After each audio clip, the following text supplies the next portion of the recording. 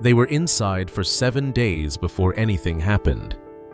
7 days in a sealed wooden vessel, on dry ground, in the dark. The door had been closed. Not by Noah. The text says God closed it from the outside. And then nothing. For 7 days, outside the ark, the world continued. The same markets, the same roads, the same people who had watched Noah build and had gone about their lives. The ark sat on the ground, silent, sealed, waiting. Inside those 7 days, what would Noah's family have experienced? They had never been in a sealed, enclosed space with thousands of animals before. No one had.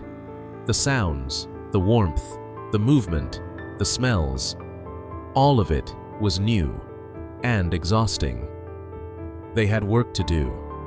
Animals fed, water distributed, stalls cleaned, lamps lit. And at night, when they stopped working, the quiet would have been replaced by something stranger. The sounds of a world they could no longer see, going on without them. On the 17th day of the second month, it began. Not with rain. With the earth.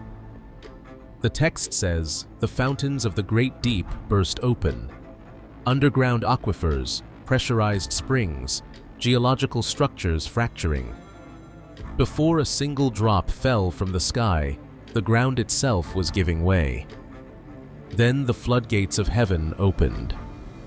And it rained for 40 days and 40 nights without stopping. Inside the ark, they would have heard it before they felt it. The rain on the roof. First drops, then a roar. The animals reacting, not in panic, but in unease. Every creature aware that something outside had changed. Then the ark moved.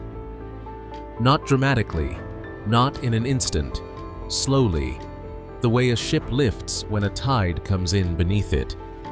The structure they had lived inside for 7 days began to rise. The ground beneath them, the ground that had always been beneath everything, let go.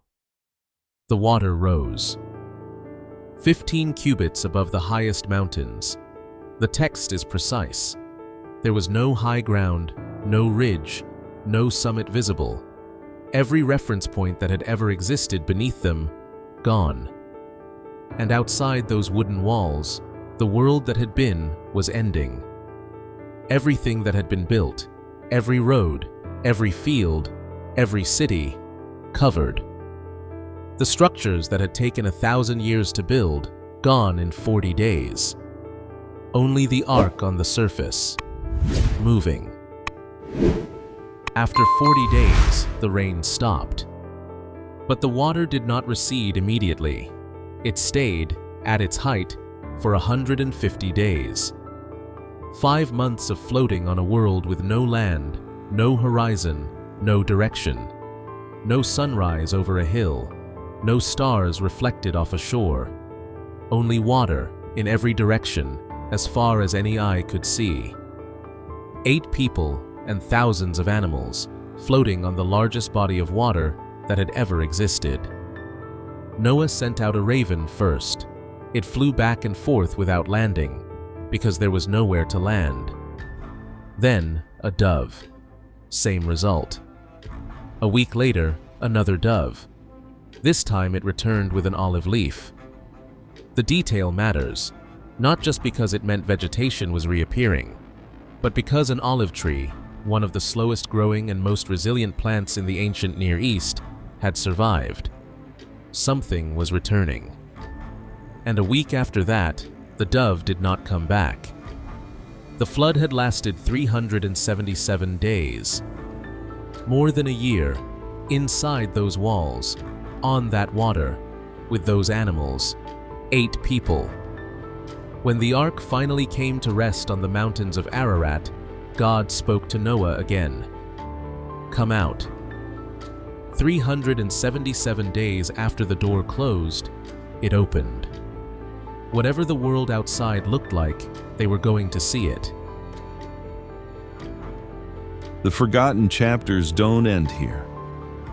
The next one is already waiting.